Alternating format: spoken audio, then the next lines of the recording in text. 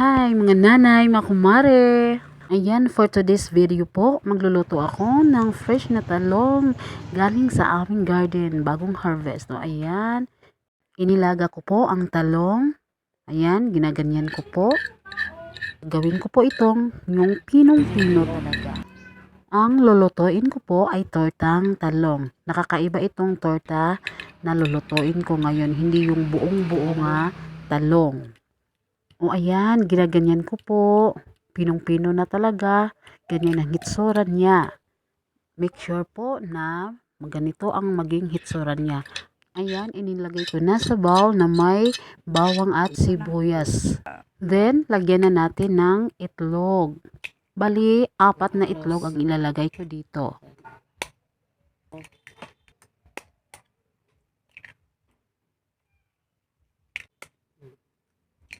O ayan, then mix well. Mix mo ng mabuti. Ayan, mix na mix. Ayan. Kadali.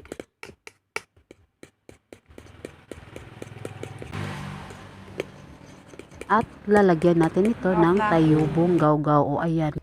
Pwede po flour kung may available kayo sa kusina nyo. Kami kasi wala kaming flour, kaya yun ang inilagay namin. At nagdagdag ako ng paminta powder.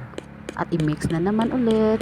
O ayan, mix ng pagmamahal at may kasiyahan. Ang saya-saya sa pagluluto sa aking mga pamilya. Dahil may naghihintay na dyan ng mga anak na gusto nang kumain at takam na sa aking iluluto. Inihanda para sa kanila. Ayan, magluluto na po ako mga nanay, mga kumare.